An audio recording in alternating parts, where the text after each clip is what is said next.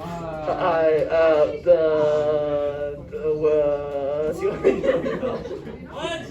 We're doing metalloids. There you go. Yeah, I'm Ruhan. I'm Santiago. I'm Iman. Jonathan. Okay, I'm Jonathan. And this is our presentation. Ignore What? that. Ignore that. What? So, what is a metalloid? Well, a metalloid is solid at room temperature and has properties of both.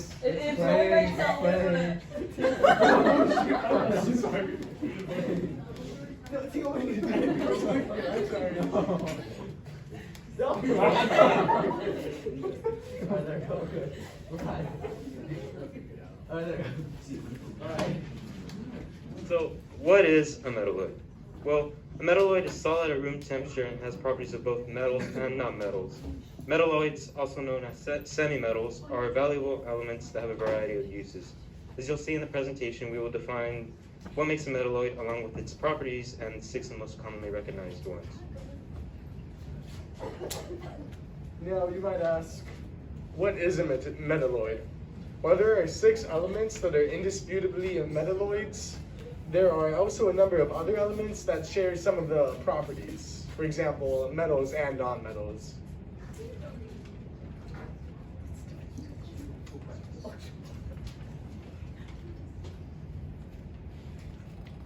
Now, this picture shows us 25 different elements, with the green ones being commonly recognized as metalloids, the yellow, pink, and blue ones being less commonly recognized, and the crossed out white ones being rarely recognized.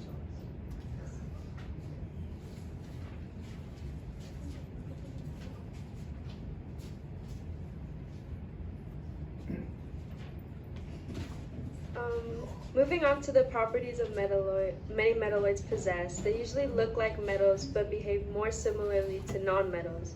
On top of this, their form is also that of metals, but their behavior is like that of non-metals.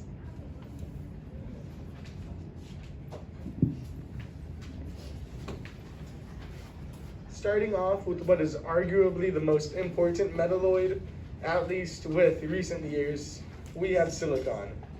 Silicon is a highly abundant element, making up nearly 30% of the Earth's crust, and is used primarily in computer chips, bricks, ceramics, and solar panels. Similar to the Iron and Bronze Ages, humanity is also currently undergoing the Silicon Age, also called the Age of Information, which is proof of silicon's importance not just in our modern society, but throughout recent history as well.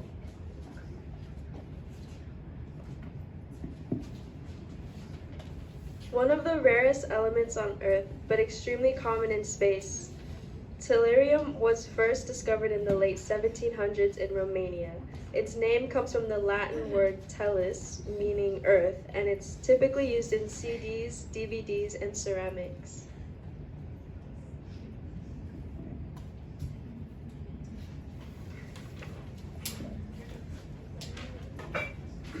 Boron!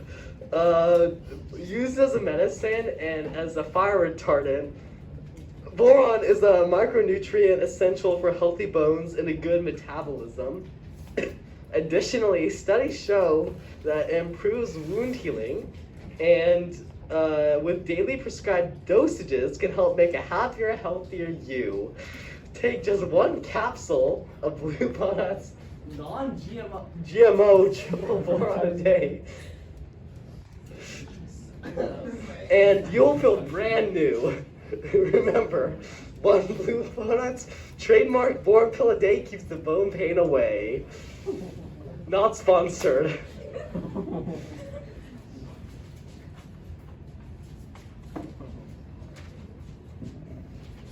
Moving on, we have germanium, an element first discovered in Germany by Dmitry Mendeleev. Similar to water and silicon, but unlike most elements, it's larger in solid form than it is at liquid form, and can be used as a semiconductor in phones and batteries. I'd like to apologize in advance for this next slide.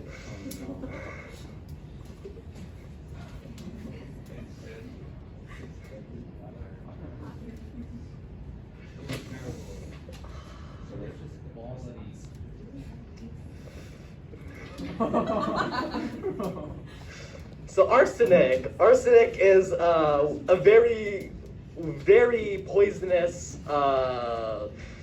element. It's often the cause of water contamination. It's the 53rd most abundant element, which is specific, and it is can be used as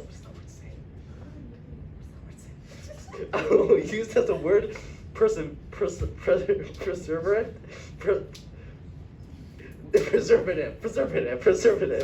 Now,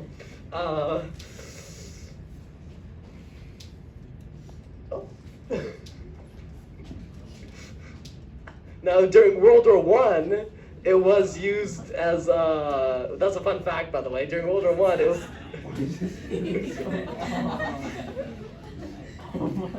During World War I, it was used as a bioweapon and was fired in enemy towards enemy troops to make them take their gas masks off because of sneezing, and then they would fire a secondary mustard or chlorine shot to make them like die, or to make that effect worse.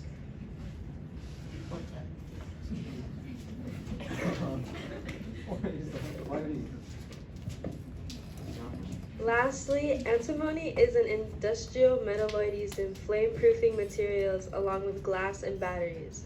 Despite being potentially dangerous to the lungs and heart, antimony was still used by ancient Egyptians as a mascara and later on in the medieval times as medicine.